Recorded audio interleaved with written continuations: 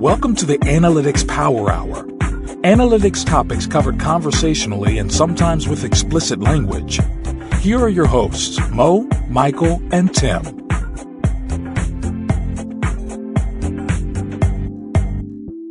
Hey, welcome to the Analytics Power Hour. This is episode 186, and we have definitely made reference to the amazing amount of job flexibility that we all enjoy in the analytics industry.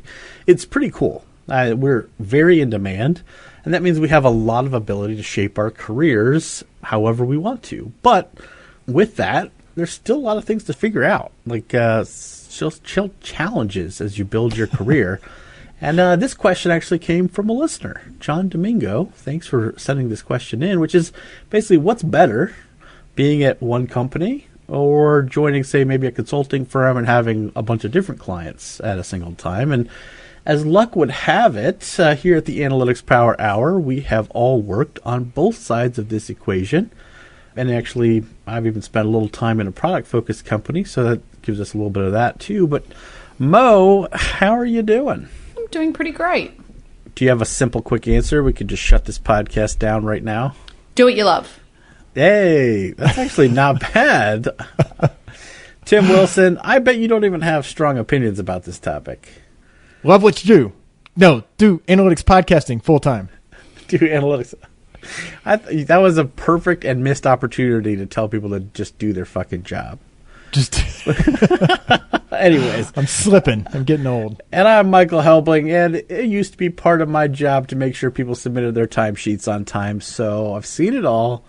But yeah, let's get into this. So I think it's a really good question, and I've heard this question many, many times as people are coming up in their careers, sort of talk about which is better for career growth, what's going to provide the better opportunity for growing their careers. So how do we start this convo, you two? Well, I can give my 2 cents that the opposite of what I did. Well, one, I didn't start out in analytics, but I started out in-house or client side. But both of those they make me giggle a little bit because they're defined purely from the perspective of the consultant. Like, oh, you're in-house. Like, no, aren't we all in-house? Or you're client side. And then I have been more agency or client or consulting kind of for the latter parts of my career. And from a pure average generic recommendation, I think that's kind of backwards. I would generally recommend doing it in the other direction. Yeah, totally. To get the earlier breadth of experience. Oh, so do more consulting earlier, experience earlier and then move over. I think actually that makes a lot of sense to me too. It's interesting though, because I do think it's a very personal sort of path. I think it has a lot to do with your personality and what you want out of your work life. I do think there are like different, maybe to Tim's point, different points in time in your life as well where one or the other might suit more. I know when I was in an agency, I feel like and it was probably also because I was new to the industry, but I reckon I learned in 1 year at an agency what it would have taken me 3 years to learn in-house. And that's just because of the breadth, depth, and pressure of being in an agency. I didn't particularly, like, I do thrive under pressure, but at the time I didn't really enjoy it. Like, I'm grateful for the experience now because I learned a lot. But like, I know a guy who just started working with me who's been in an agency for the last 15 years. And I don't know how he's done it. I mean, Tim, most of your career has been, I don't know how people do agency, like long-term, long haul. I think it's a good experience. I think you learn a lot, but it definitely wasn't for me forever. Well, and I've seen a danger of being agency starting out is that what you can miss is kind of internal organizational dynamics. And I think that's the way that it tends to get talked about is agency or consulting, broader set of projects, don't get to go as deep, fast-paced, tracking your time. In-house, client side, generally speaking, slower pace, not that people aren't working hard and overworked and not enough hours in the day, but you get to go, much, much deeper.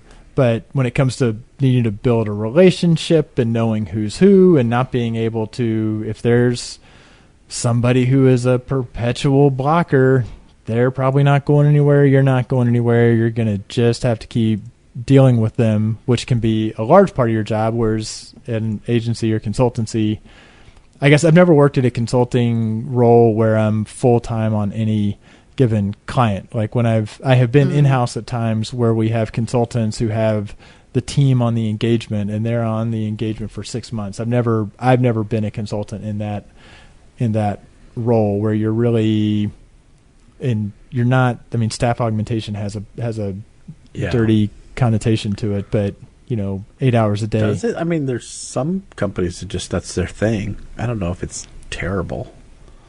Well, I mean, I think it's, I guess I feel like staff augmentation gets treated as not being very strategic, I guess. Well, if you're working on one client full time from an agency, I think you're probably missing a bit of the benefits of both, because you're not getting the variety that comes with an agency, but you're also not getting the stability, the embeddedness, or possibly the relationships that you get by working directly for the company. But that, I mean...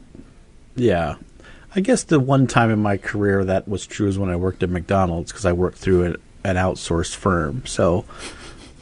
Did you feel part of the team? No. Not at all. Not because there weren't really nice people there, but it was just sort of like, definitely there were employees and there were contractors, and that was a pretty different experience, let's just say. Yeah. Which I, having observed that, I mean, there are times as a consultant where I am a consultant at the consultancy and typically working as a, this is search discovery, they're our analytics agency.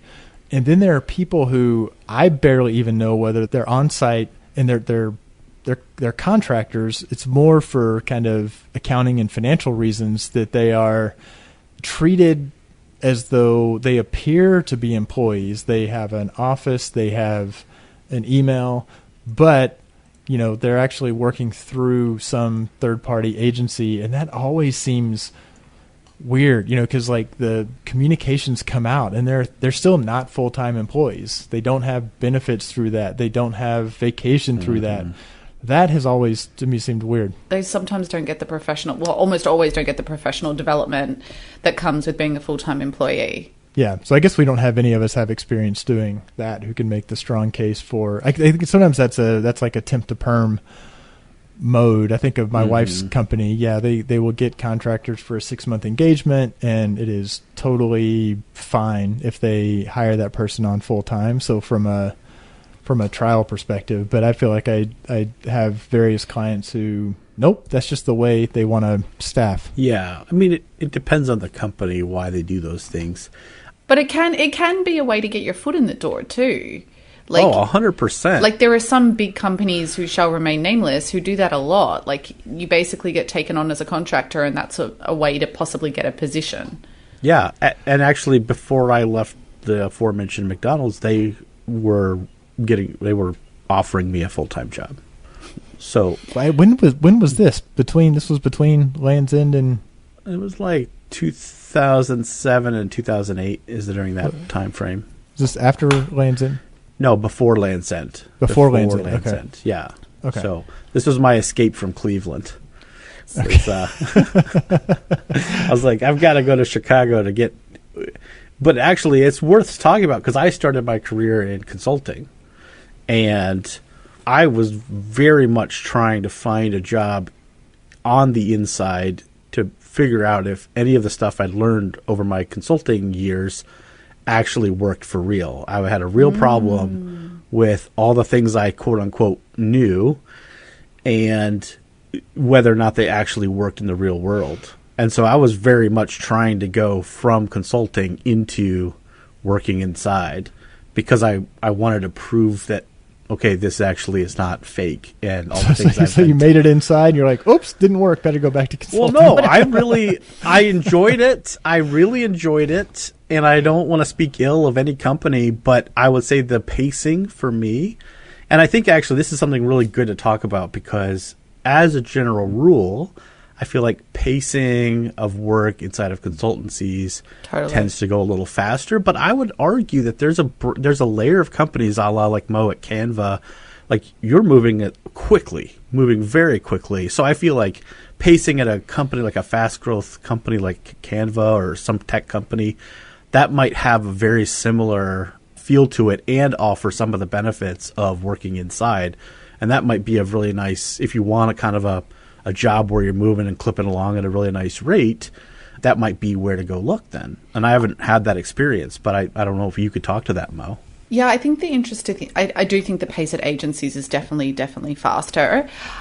It's actually more the expectation of deadlines that I find is different. Is like at an agency, like I remember being up at 2 or 3 in the morning because it was like there was no option to not deliver. Like you had to deliver, or I felt under immense pressure to make sure I met deadlines. I think when you're in-house, there is more flexibility. There's a reasonableness of like, look, we might hit 8 out of 10 goals this season, and if we miss 2, that's reasonable, and that's the difference. Or, you know, like I feel like Tim's going to like be churning over. I don't feel like deadlines have the same threat to them when you're in-house. I agree, but let me ask this, because now it's been a while. Because I did feel like I learned kind of the language of consulting and like the deliverables, because you were talking about delivery. In agencies and consultancies, there are deliverables, and for a range of reasons, that's Totally. the way, the statement of work and the engagement, which means there can be less flexibility. And this was in many ways easier when I was a little bit closer to kind of an independent consultant, to kind of build the flexibility in to say, look, we're going to do right by you as the organization, and if we need to pivot partway through, then we can do that. But I do feel like certainly, and I will draw a distinction between agencies that are like creative agencies, and I spent 3.5 years mainly. I mean, the other ones were kind of weird hybrids where, you know, the analytics is like a checkbox in the SOW. There was not going to be flexibility from our account team. If we said we were delivering a weekly report, we were delivering a weekly report, God damn it, whether it made any sense or not, and that was not going to be negotiable. Whereas in-house, if you say, hey guys, are we anybody using this weekly report? No? Okay, let's stop doing it. Totally. Like it's a little bit easier to factor in opportunity cost. On the flip side of that, I think in-house things can be really hard to turn off if there's not a lot of organizations that don't have, you know, analytics operates just as a cost center, and if that cost center isn't being charged back, there can be. When I was in-house, there were cases where reports just never got shut off because there was no cost. No one was kind of cognizant of the cost. And so things just kept getting done. Whereas at least when you are writing defined agreements to say, this is when it's going to start, this is what it's going to end, and dollars have to move between two companies to continue this, there is, I think, a little more rigor around, does this make sense? But at the same token, when you're in-house, and this is actually one of the points I wanted to touch on, I do think the depth of work is different because, like, I know, like I would deliver an insights deck to a client, an agency, and you come back a couple months later and they're like, give us more insights. And you're like, fuck, you didn't action anything I did last month or the month before. Whereas in-house, I found that the projects I have worked on, you can get so much deeper because even if the agreed project at the start is quite small, if you realize that there's more value to the company by putting more resources on it, by making the project bigger, the scope bigger, the depth of the work, like you can do that, I think, more easily because people, as soon as they can start to see the value, are like, yes, actually this makes sense. And you can like pivot a lot more quickly. I don't know, maybe you guys have a different experience, but I've just found that the projects I've been able to work on in-house have been able to be more successful because you have all that knowledge to be like, we can add more value with this.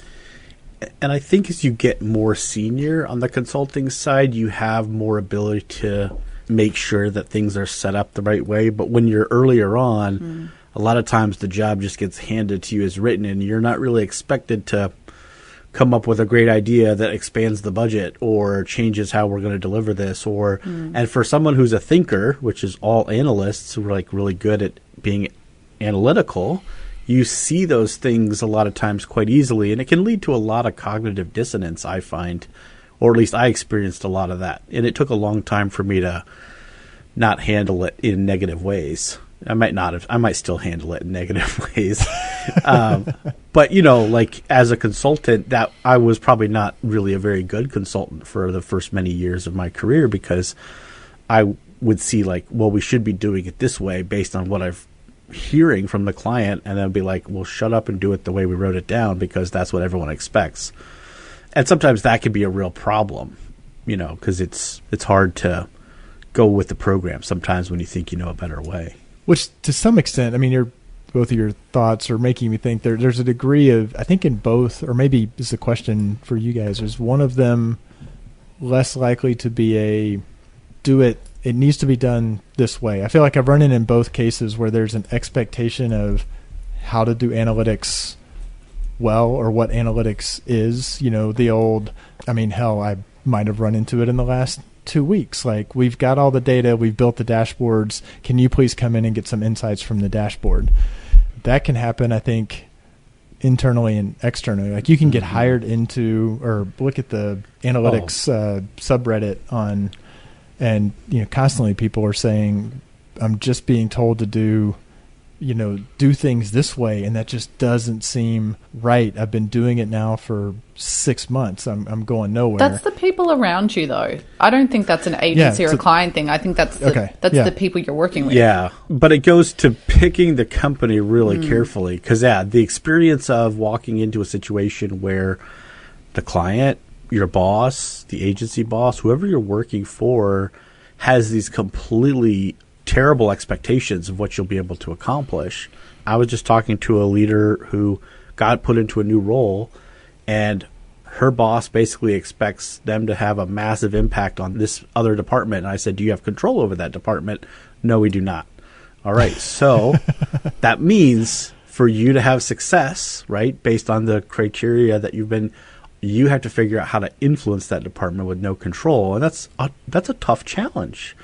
So it's sort of like, if you're going to ask me to actually make that impact, well, then put me in charge of that impact.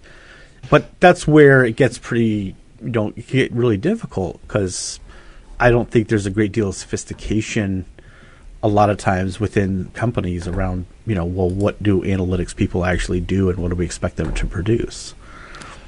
So that's making me realize that there is another difference, is when you're in-house. Once you're in-house and you get through the initial couple of months, 6 months of meeting the team and knowing the people, at that point you know everybody, and then you're occasionally trickling in somebody who's new or somebody's leaving, which can be a lot more comfortable from establishing new relationships. You're always part of the I know what's going on. Very quickly, you're part of the I know what's going on. Whereas on the consulting or agency side, typically you're the new person having to start from scratch. You don't know who they are. You don't know, who you're dealing with, how easy they're going to be to work with. You don't know their business. And I have high anxiety every time I roll into congratulations, you're now going to be working in the shipping industry or pharma or healthcare. Yeah. I'm like, And it takes, and these are the people and these are their roles. Every organization is different. And then getting to the point where, we've been working together for a month or 2 months or 3 months. And, but that cycle gets repeated, I think, a lot more on the consulting side. You're rolling on to another engagement, and that means you're meeting more people. I think it's healthy from maybe, and this is, for me, that's not something I relish doing, but I think it's the sort of thing that has helped me grow. Like, you can't slip into complacency, because you're kind of having to reprove yourself, re-educate, figure out how and where to meet them, what sorts of influence you're going to need to try to exert, and what tools you can use. I actually know an engineer who would only do contract work, because he personally found that the pressure meant that he always kept on top of his game, because you're only as good as the contract that you're currently doing, right? I mean, I think that sounds like a horrendous way to live. There's lots of financial benefits to it, but he really liked it, because he was like, I've worked in-house and I felt myself slip, whereas like now I constantly have to push myself to be better. Yeah. Actually, that's a good point, Mo. And actually, that's a category we didn't even really bring up, which is people who do contract or freelance on their own, which, you know, sort of similar to what I do, I guess, being an entrepreneur. And yeah, the stressful part is definitely the not knowing where the next piece of work is coming from. Although, you know, thousands of people found out during COVID that the quote unquote jobs they had meant nothing. Right, because they just were laid off or furloughed. So I don't know that it provides more security. I also think that, I don't know, like I have this belief that like the nature of work is changing a little bit. I don't know if maybe that's a little bit too forward for this conversation, but like the idea of being an employee, I don't know how relevant that's going to be in the next 20 years. Interesting. I just sort of don't. I honestly, deep. I know it's a little bit off the wall, but I just sort of see us changing. There's more and more people in our industry for sure that are going out on their own or doing their own thing, and you know, successfully. And that's a really great example, Mo. Like that's not why I went out on my own. The reason I went out on my own was not to make sure my skills stayed sharp. It was because I didn't want anybody else to tell me what to do anymore. You didn't want to work with me, admit it. Whereas I like working for the woman. Well, no. Listen, some of my best bosses have been women, so I agree with that, Mo. But no, it was more about my vision and what I wanted to accomplish and how much I wanted other people to have direct influence on that from the top perspective. Because if I worked, let's say I went and worked inside a company, you know, I've seen people who are way better than me have their entire departments just get totally realigned just on a whim, seemingly. And then, you know, in the consulting space, like, you know, you just deal with the regular stuff of consulting and, you know, it wears on you unless you get to call the shots. So I don't know. I feel like I'm a little unique probably, but I think there is a sense that a lot of people at least want to test those waters at various times, go out on their own. And I've noticed some things. I see you want to say something, Tim, so maybe I should stop. But I've noticed some things about that I think would be worth saying. Well, you could say them. I mean, I feel like the number of times that I've read your body language and continued talking is quite high. But the going out on your own, which is there's the consulting at a consultancy or an agency. Like I do think there's a point where there's the what value am I bringing? Have I and how self-driven, how much of a self-learner am I? Like when there have been times where somebody's, you know, I'm talking on a career panel at a university and they're like, well, I'm going to graduate and should I just like hang up my own shingle? I've taken the GAIQ test. I'm like, well, that's an awful idea. Yeah. I mean, it's like you've got to, so I think that's the other one of the, whether you're if you're the sole analyst inside a company, that can be very, very lonely. Yeah. And if you're a freelancer, that could be very lonely. Right. And those are both ones where like, oh, who are you surrounding yourself with? Now, I think in the last 5 years because of things like the Measure Slack, because honestly, like podcasts, there are lots of ways because of Twitch, because of YouTube, it is now, you can build some level of a community, but you still need to be pretty motivated to grow like this. If it's like, I'm going to learn analytics, and then if somebody is like, I know GA inside and out, and then all of a sudden GA4 comes along, and okay, are you equipped to fully ramp up on that? So I will say that's been a benefit of being in the consulting work that I've done, having peers in consulting who are also on yet other clients. It's much more common for somebody to say, hey, is anybody, you know, run into this challenge? And they'll say, oh, I've worked on it and this is what we ran into, is a lot easier than being a sole proprietor. Yeah. So I like it. And I think the thing you're kind of starting to circle around is the idea of development over the course of your career. Because I think it's very different.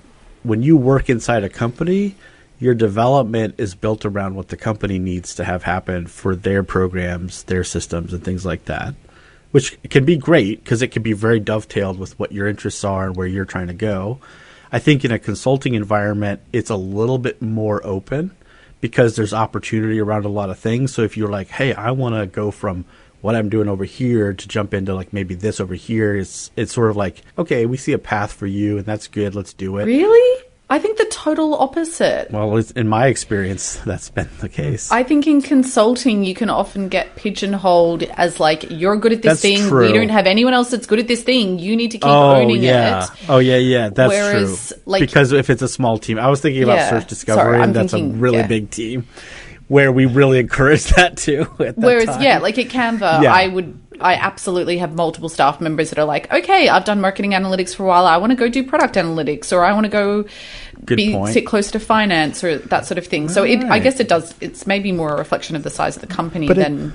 I think it gets back to where, Michael, you were with the changing way of work. So yes, search discovery definitely encourages that a lot. So speaking specifically for that environment, kind of I want to shift around. But I think even if you're doing consulting and you're really good at something and you're like, but this is now mind numbing, I don't want to do it, I want to I'm explore tired of something it. else. It's on you can probably a transferable skill, and you can start looking for an organization where you'll say, okay, I come in with this strong thing, but I want to pivot. I want to go a little bit broader. And so it behooves the consultancies to accommodate what the employees' interests are.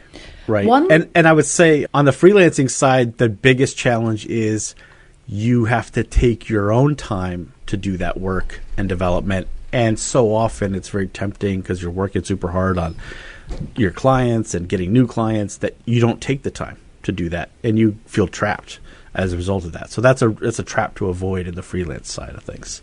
I was just going to say, on the recruitment side, one of the things that I've noticed, some people are a bit funny about hiring from agencies sometimes. Like if someone doesn't have a heap of in-house experience, I love people that have come from agencies. Like hands down, when I'm looking at a resume, if you have agency experience, I upweight it. And the reason, there's a couple of reasons. Is like, one, they tend to be stronger communicators with their stakeholders. I find that maybe this again depends on the size of the agency you're in. Depends on the agency But, quite a bit, I think. Typically, like, you have to keep your clients updated on your work. And so they have these like built-in processes around that. I do find often agency folks are a little bit better at managing their time, because if you've ever had to do a timesheet, like, you have to be accountable for how you spend your day. And I never, ever want to do a timesheet again. But I find that that's another good skill. And the third skill that I see come a lot from agency people, which is just utterly like, you can't teach this shit sometimes, is how to project manage a data project. And when you go in-house, I actually feel like sometimes that becomes even more important, because you're often doing these really deep, long-term pieces of work. And if you've worked really closely with like a client success manager or account manager, and you've seen how they break a project down into different components, how they add timelines to it, like, that is a skill that I love to see. And I typically have seen that come more from people who have moved from an agency. I completely agree, but there's the inverse of it that makes I twitch when I hear it, because on the consulting side, when we are talking to candidates sometimes, and I've heard this multiple times with multiple people, there will be like, well, they've never been in consulting, so we're just worried about their ability to do that. And that, I think, is super dangerous, because one, something has drawn them to the role, and two, they'll either love it or they won't. And I've talked to people, and I mean, technically when I switched from being in-house, which was the first 8 or 9 years of my career, to being at an agency consultancy, I didn't bat an eye. Like, it was very different, but it was fine. And so I twitch when somebody puts that as kind of as a possible negative, because I think what they do bring is the reality, especially having been inside a large enterprise. I mean, over what's been mostly agency and consulting for the last, 15 years for me, had one 9-month period where I was in-house at a large insurance company, where the entire 9 months I was there I was running a project that nothing got pushed to production until 2 weeks after I left. So that was moving at incredibly slow pace. Still pretty useful because I've got clients that move at that kind of pace, and being able to empathize with what motivated stakeholders who are, when they say we can't get it approved, you're like, look, it's just add the person as a user to Adobe Analytics, and you're like Totally. 3 weeks into it. Yeah. And being able to empathize with your stakeholder who's frustrated without, judging them, because the people who are career agency side, boy, they can be really annoying fucks too. Totally. Like we are better than we are. And that really sticks in my craw. Like, so the people who started out their career in agency and they've been there for it's quick. Like some of them within a year or two, they've been taught that they are better than the in-house people. And that drives me nuts. Yeah, and I think there's one thing to watch out for that I've seen sometimes crop up in certain agency environments, which is a misunderstanding or a misplacement of confidence in lieu of competence. And so people think because I'm bold about it, I must be right. And especially in the world of analytics, that can be very damaging. And I think that's where, when you get on the agency side of things, you do have to watch out for those kinds of things. And I think, Tim, you kind of were maybe referencing that maybe a tad. I don't know. I think I was just going to say, it sounds like a lot of what we're coming back to is if you want a really rich career where you learn a lot, it is probably a good idea to consider doing a bit of time at H if you find the right companies to work for. Because I think you're going to have a miserable time one way or the other if you work for a shit company. But if you like the company, you could be very happy in either setting. But it does seem like you have the people that we're talking about, or the skills that we're talking about, come from having a good experience with each. Yeah, I think if you were going to define a perfect career, right out of college, you go to work for J.D. Long, our previous guest, because he sounds amazing. Actually, there's a lot of previous guests who'd be amazing to work for. Then after 3 to 5 years, you go to work for Mo, and she can really help you develop. And then after you've been in the industry for about 10 to 12 years, then maybe what you do is you go work alongside Tim and they take it to the quintessential level. I think maybe that's the path you should be looking together for. we can try to go work for Cassie. That's right. Oh, yeah. Okay, actually, that brings up something that's not unimportant, which is I found, especially as you're earlier in your career, what companies you work for weighs heavily on people's minds. So like, is this going to be the right look on my resume? I think there's two parts to it. One is how quickly am I progressing, like getting promoted and going to the next level. Which is That's really, one really piece. stupid. But we can touch on that in a minute. We can say that now, but I'm just saying, like, these are real concerns that I definitely think people have. And then I think the other one is like, if I don't have one of these blue chip type companies on my resume, Totally. Am I going to get overlooked for big jobs later on? If I can't get in at a Google, let's say, or Facebook or Canva, whatever the cool company is. Canva is a really cool company, actually. So you should try to work there, honestly. But you know what I mean? Like, I think, especially, John, who brought this question up, he's sort of thinking, well, after this many years in this job, probably in his mind, there are both of those questions kind of at play of like, should I care about this? Should this be something? Because I know that was true for me. I had a little bit of a disadvantage in that I worked in a small consulting company, my first job. I didn't finish my college degree, and so I had a lot of doubt about whether or not big companies would ever even try to hire me. And it took a long time, but eventually a bunch of companies did try to hire me, and I did get hired. So I was like, oh, cool. I don't need to finish my college degree. I'll just be an analytics person. So super awesome for me. But I still see those job postings on LinkedIn where you got to have an advanced statistics degree or an MBA, and I'm like, I wonder if I would get like pushed out of consideration for those. Luckily, I don't need those or want those jobs, but, I always wonder. Let's step aside for a brief word about our sponsor, ObservePoint, the leading platform for ongoing auditing of all of your website data collection. Hey, Tim, I know you work with a bunch of clients. How often do you see tagging that's broken? 100% of the time. Actually, like the first thing I do when working with a new client is run a script in R, of course, that looks at like the top values for every variable. And it's like I almost always find that like a quarter to a third of the variables don't actually have any data at all in them for like the last 60 days. Really? That seems crazy. It is a little crazy, but to me, it's an indication that the implementation was basically rolled out without enough thought for how it would be properly monitored and maintained kind of over time. And ObservePoint's a great platform for doing that, ensuring not only that the expected tags are present across the site, but that they're actually collecting the expected values. That's so true, and it's a core feature of ObservePoint, and it can actually do a lot more, including checking for compliance with privacy regulations, right? That's right. Yeah, it's definitely worth checking out. If you want to learn more about ObservePoint's many capabilities, go request a demo over at observepoint.com/analytics power hour. All right, let's get back to the show. One of the things I would say just about like the cool companies on your CV, recruiters at cool companies care about that shit. Like, the recruitment or HR team or whatever are like, oh, they worked at Facebook or Google or yada, yada, yada.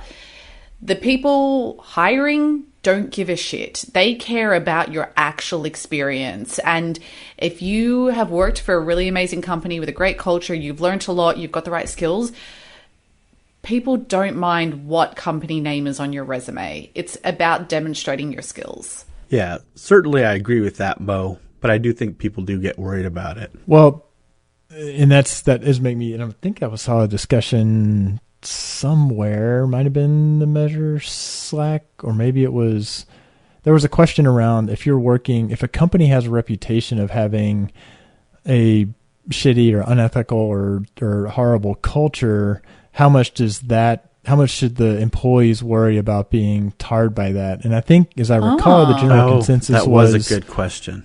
That, people aren't going to equate that. Now, if in your interview you say, yeah, this was the best place ever, that takes me way back when I was working where we'd get candidates from Dell, and we had people who'd gone to Dell and had come back from Dell, and we sort of knew what the culture of work was Dell was, and it didn't really align with the company I was working with. It didn't mean we wouldn't want to interview people. They'd have good experience, but we would kind of probe to say, did they like the culture at Dell and they were leaving for some other reason? Or was the culture at Dell kind of bothering them and they could articulate what it was that they didn't feel like they were a good fit? It's kind of another way to come at that. And one of the things actually we try and delve into, I've been interviewing a lot over the last couple of weeks, and I did ask someone about this yesterday, is like, what about the culture? Have they, like, I tend to ask about people's personal values when it comes to, particularly for interviewing for a leadership position,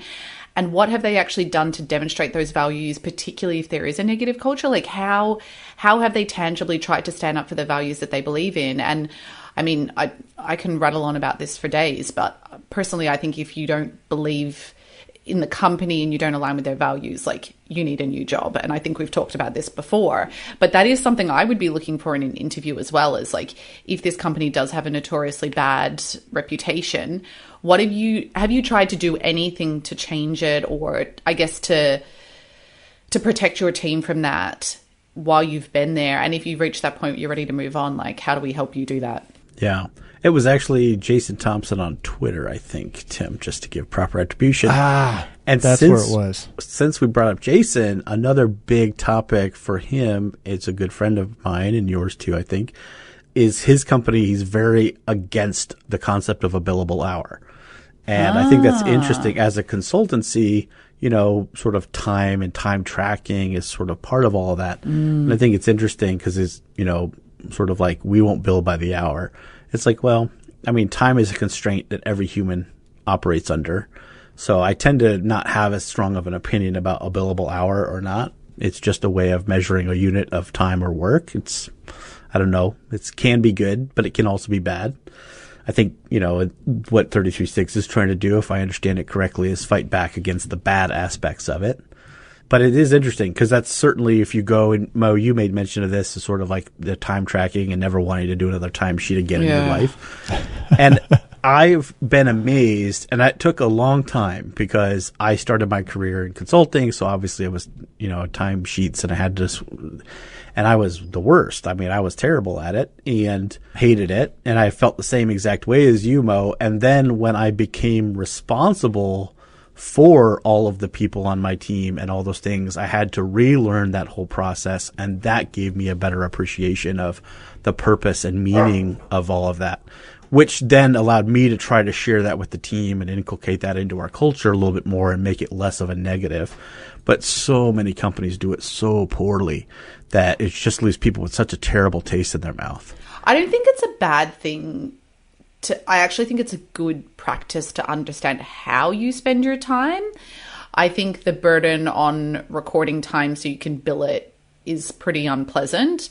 I actually, as we're talking about this, I'm like, maybe I should go back to measuring how I spend my time a little bit more, because I actually think it's a really good skill and thing to do to understand where you're productive, where you're losing time, or meetings are sucking your will to live. As an individual person, tracking your time where you can organize it in a way that is meaningful and use any of very smooth user interfaces. As soon as you go to a company that has more than like 4 people, they've decided they're guaranteed they will have bought the thing that's going to give a nice report to finance or something, and it's going to be I have to enter time in 2 different time tracking systems, and I mean, clearly they went and recruited from like the 4th circle of hell for candidates to design the experience. Because it's just brutal. Like, and everybody hates it. And they're like, "Oh, you hate tracking time." It's like, no, I kind of hate the fucking user experience. I mean, I'll put a plug, like Harvest is great. I use that. I've used that for my own. I still use that because I'm like, I'll actually have an accurate measure of my time, and I'll organize it in a way that is meaningful to me. And then I can use that to fill out this utter train wreck of a UI that replaced another train wreck of a UI. Wait a second, Tim. Are you tracking this time right now? Absolutely. Oh my gosh, you're so quintessential. And I've got multiple, and I've organized it under multiple. Which, I mean, there are like 15 different things that I have for me to track time that all roll up into like one little bucket for search discovery. But yeah, I have recording time, I have recording prep time, I have editing and publishing time. If I had to go back and say something, I'm going to make a statement. I want to see how you both feel about it. If you can find the right people to work with, the right company culture, then in the first 5 to 7 years of your career, it doesn't even matter where you work. Totally. I had a thought. There is having the discipline to not equate say I'm in-house. I'm in-house at a company and I'm not happy. Is that because I'm in-house at a company, or is it because I'm in-house at this company on this team? Same thing for an agency, which is tough. You get 20 years into your career and you can look back and make that call, but it's not like, oh, I'm unhappy or I'm not growing. Consulting must not be for me. It's like, well, not necessarily. It just may not be this team. So that's my like worrying about what's going to look good on the resume. Like I go back to my follow the stuff that you're interested in and that you feel like you're going to get to grow and you enjoy the people to a point. Be cautious of, oh, looks, I'm most comfortable with these other, white dudes. Like, have that in the back of your head that you don't necessarily want to be surrounded by the like me's. But one thing I would say that Helbs touched on, just to add on to your thought, Tim, is I swear, like the whole thing about how quickly you're progressing, the biggest thing, the hands down biggest lesson I've learned is to focus on breadth. And like try and have diversity in the type of work that you're doing and the people that you're working with, like all of that stuff. I know that right now it feels like your friend has just been promoted to like a manager of some sort or some other crap. But like in the scheme of it, it's like what will set you up for success is learning the most you can possibly learn. And you're going to have a really fulfilling career and a really rewarding career if like I'm struggling now personally with the fact that I'm not learning as much as I want to. And I'm like, I've still got another, 40 years of working probably. And if you're in a place where you can learn, don't rush it. Don't rush to be a people manager. 40? I was like 40 10 Jesus years. Christ. I just keep figuring retirement age is going to increase and just keep increase going and and increase. going. Like by the time, Oh my God. we'll probably still be working at 90 by the time I get there. This is episode 18,000. So,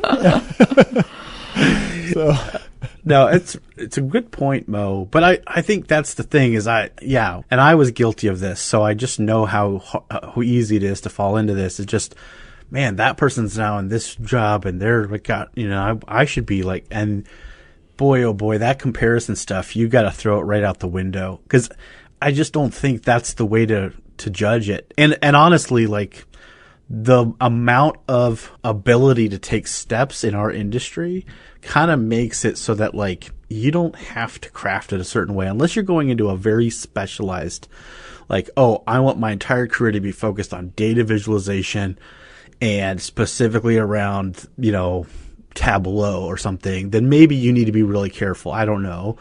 But like if you're in the world of analytics, like there's so much you can just change course. Like I'm doing all these projects that have so much to do with the modern data stack and ETL and BigQuery and Looker. Do you think I spent time doing that like 7 years ago? No, I had no idea any of that existed. Oh, most of it didn't exist 7 years ago, but you know what I mean? Like it's sort of like, no, you just get in there and learn it now. And the nice thing is the skills you learned previously still apply to the process. So you're going to be just fine. But I think that's the thing is people get real stressed about exactly how that works. And I don't think you got to worry about it too hard. You just got to look for a team that will develop you. You got to look for a company that you feel good about, their culture, and you can work within. And then spend time figuring out what you want from your work. Because some people want to put everything into their work. They want the work to be life. Some people want a balance. And that'll determine where you should probably end up as well. And those things will change during the course of your life. You can go through phases. That's a good point. There are times where your work is everything, and then there's times where it has to take a bit of a backseat, and I don't see anything wrong with that. what? What's that? second? Yeah. Tim and I are like, backseat? What? Turn the computer off and go home? What? Yeah. I carried my laptop into the living room for the weekend. I wasn't doing work. I was doing play. When I worked at Land's End, that was my experience with like a good work-life balance where you didn't even have a laptop to take home. You just turn your computer off and you go home and you spend time with your family. And in my case, play a lot of video games, but, choices. Turn on another computer. Yeah, well, I am who I am. Anyway, so John, did we answer your question? Because I hope we did at least a little bit. There's no wrong answers. But Tim does provide free career guidance. No, who did we offer that one time on an episode? I think we might have. No, it was free consulting. I'd come in and spend that's half a day right. with a senior executive to map out what they really needed. Yeah, got to go find that episode and do a little editing. Do a little editing. Nobody's taking me up on it, so there you go. Actually, I might take you up on that. Thanks, Tim. Well, Mo, definitely. That sounds fab. I'm going to book in a half-a-day workshop. All right, you know what time it is. It's time for the Quizzical Query, the quiz that quickly makes everybody wonder what they learned in school. It's the Conductrix Quiz. The Analytics Power Hour and the Conductrix Quiz are sponsored by Conductrix. Conductrix builds industry-leading experimentation software for A/B testing, adaptive optimization, and predictive targeting.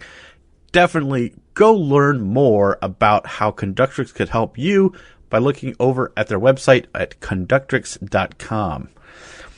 All right. It would be really awkward if the Conductrix Quiz was actually sponsored by a competitor of Conductrix. Yeah, now brought to you by... Yeah, no. Okay, so, Tim, would you like to know who you are competing for? I would. All right, you are competing for listener Glenn Schmelzel. I hope I got his name right. Glenn. And Mo, do you want to know who you're competing for? Absolutely. Okay. I think it's also a Glenn Hansen. Ooh, the Battle of the Glens. So unless I made a typo, and if you're not a Glenn and you're still the winner, we will find that out. And that might be a typo on my part, so we'll come back to that. All right. The quiz must go on, though. So here we go. All right, here's the question. There are times when we would like to know not only if the average value of a metric is the same between two groups, but also if the distribution is the same. For example, perhaps we are running both an A/B test and a follow-up customer satisfaction survey, and we'd like to know if the test treatment affects the average satisfaction score, but also if the distribution of satisfaction scores differs between the test treatments. Perhaps the average scores are similar, but the test treatment experience is polarizing, leading to more users reporting either being very dissatisfied or very satisfied relative to the control experience. What would be a reasonable statistical test to compare and test if the distribution of satisfaction scores, say from 1 to 10, are the same under both treatment and control experiences? Could it be A, Stevenson's median test, B, Haskell's dispersion test, C, Dirichlet's distribution test, D, Kolmogorov-Smirnov test, or E, Kramer-Rao independence test? Do you know what I really appreciate about Gershoff right now? Yeah. As frustrated as I am, this is something I should have probably used previously. You're like, I need to step away once I know the answer and run this. I am definitely prepared to eliminate one, at which point I will be lost. Okay. Am I good to start with that? Yeah, you can. I'm going to eliminate C, Dirichlet's distribution test, because I think that is Dirichlet's like the second word in LDA, which is a Dirichlet's. Yeah, an LDA, and now it's like a text kind of grouping analysis. So I'm pretty sure I know where that came from. So I'm going to eliminate C with confidence. You to tell me that. So everything's on the line for your Glenn, which is C. That's correct. You can't eliminate C, so you are still alive. I'm going to eliminate D just because it has Smirnoff in there. You're going to eliminate D? Yep. Kolmogorov-Smirnov test? Yep. Well, Smirnoff is a pretty smart person as well as being a brand of vodka, I think. So here's the thing, Mo. By doing so, you have made Tim the winner of this quiz. Wow. Because that is the answer, D, Kolmogorov-Smirnov. One could argue that a chi-square test is more appropriate, and while not wrong, it would be a more appropriate test if the response variable was categorical. Something like, what is the reason for your visit? For our satisfaction question, the data has a meaningful rank order, which the Kolmogorov-Smirnov test can take advantage of. All the other tests were just made up, so they are doubly wrong. Well, I'm very excited now. I can never forget it because it's got Smirnoff in the name. Everyone's going to remember this now. And Mo, I think you could say subconsciously you recognize that all the others were fakes. And that one stuck out to you, even though you didn't make the wrong choice. Anyways, we can now say that Glenn Schmezel, you are a winner. And Glenn Hansen, unfortunately, you are not. But, hey, you're both still named Glenn, and that's good enough for me. Go check out Conductrix.com. They can help you do Kolmogorov-Smirnov tests on all your experimentation efforts. Smirnoff with a V while you're sipping a Smirnoff with an F. Exactly. A Smirnoff with an S. All right. Thanks. Let's get back to the show. All right, let's start to wrap up here. But one thing we do like to do is go around the horn and share last calls. Something might be interesting that we've seen out there. Mo, would you like to kick us off? Yes, well, I guess we've been talking a little bit about productivity and how to do work well. So I have a weird thing that's going on. Everybody hates Jira. Like, if you've ever used Jira, like, it's just painful. And I don't understand how such an incredible company can build a product that is so frustrating. But my team have started using Team Central. They actually started using it while I was on leave, which is another Atlassian product. And I have to confess, I'm still getting my head around it, but I'm just fucking loving it. Like, it is so good. And part of it is also like the way the team are using it. Basically, I get an email once a week, so they all update on a Friday afternoon, like literally a sentence on major projects. I get an email in my inbox on Monday morning that basically tells me where everything's up to, like any comments. I can add like little reactions or be like, yeah, you like got that code merged. Awesome work. And it's just like, as a manager, I'm like really into it. So it's called Team Central. It's a new Atlassian product, which I think is still in beta. If you're struggling to keep up with what the team's working on and stuff, I'm really enjoying it. Wow. Little product plug there. It is unsponsored, to be clear, but I feel like we're always looking for better ways of working. Absolutely. Michael, you want to go second just for giggles? Yeah, why don't I do that? I'm actually going to re-bring up a couple of things we probably talked about in previous episodes, but actually I really want to talk about them again. So first off is Measure Camp North America, which is coming up on February 26th. And if you go to the URL, which is northamerica.measurecamp.org, and use the code APH, special code, you can still get tickets, because I know tickets are going very quickly, but you can still do that. And then a little update, I think, on something I mentioned in a previous episode, I believe, which is this thing called Flow Club. Speaking of being productive, I have now become convinced that I love it, and I've subscribed, so I'm now a paying member of this startup called Flow Club, flow.club. So if you want to benefit. How often are you flowing? I'm usually doing about 3 to 4 times a week right now, if I can schedule it. And it's just 1 hour at a time.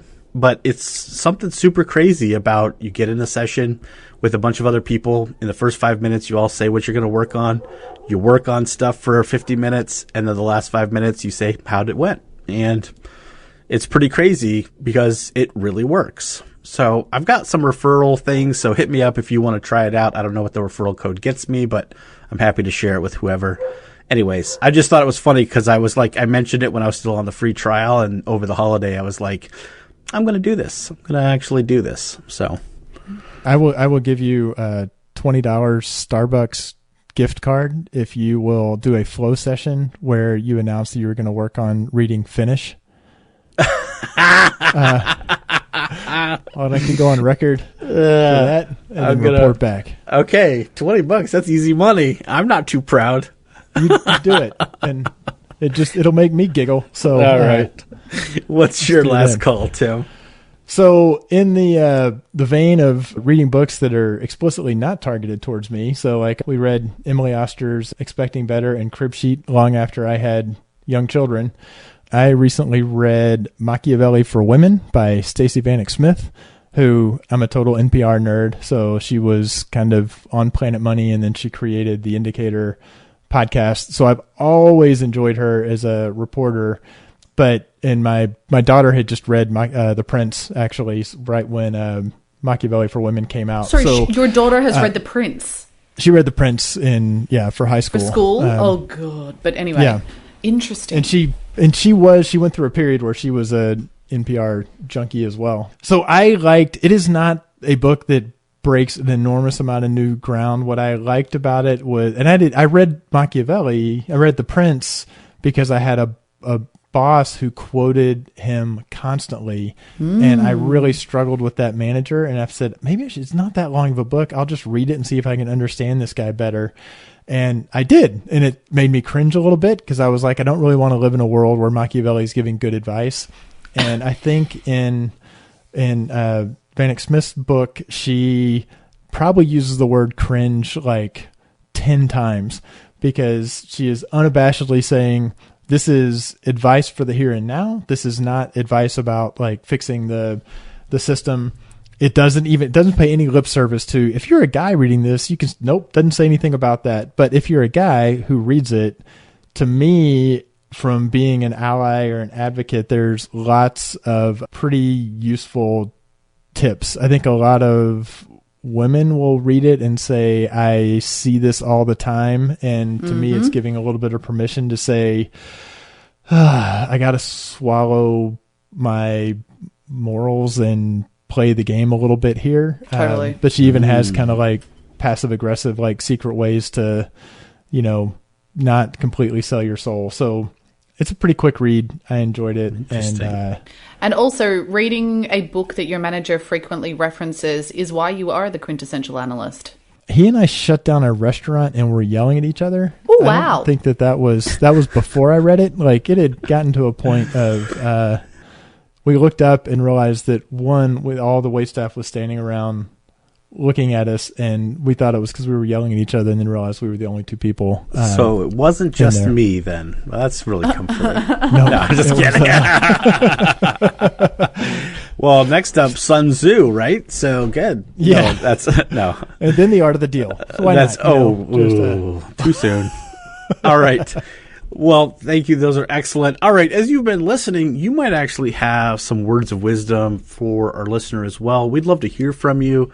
If you want to send us something on Measure Slack is the best way to do it, or our Twitter or LinkedIn. And we'd love to hear from you, whatever. Or if you have a show topic you think we should cover, please feel free to reach out. We're really thankful to you, John, for submitting this topic, and hope you get something out of it.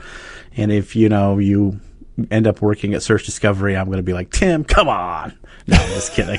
It's fine. Fine place to work. I have no problem with that at all. But, Anyway, all right. Obviously, no show would be complete without talking about our wonderful producer. Another great way to get ahead in your career is become an executive producer on an explicit analytics podcast. This is Josh Crowhurst, our awesome producer. We thank you, sir. And, all the good things you're doing for the community and for us. All right. Well, I know no matter what your resume says, no matter how long you've been in your current position, whether it's client side, practitioner, or consulting, or product evangelist, or whatever it is, I know I speak for both of my co-hosts, Mo and Tim, when I recommend to you that you keep analyzing. Thanks for listening. Let's keep the conversation going with your comments, suggestions, and questions on Twitter at AnalyticsHour, on the web at analyticshour.io, our LinkedIn group, and the Measure Chat Slack group. Music for the podcast by Josh Crowhurst. So smart guys wanted to fit in, so they made up a term called analytics. Analytics don't work. Analytics. Oh my God. What the fuck does that even mean? I've told this story before about how at the end of the 5th day of orientation at Land's End, I raised my hand and I was like, where do we fill out our timesheets? And they're like, we don't do that here. And I was blown away. I had no professional experience where that had not happened. So I was just like, what is this world? Anyway. Do I have to work? Yeah. It's like, what? Rock flag and fill out your timesheet.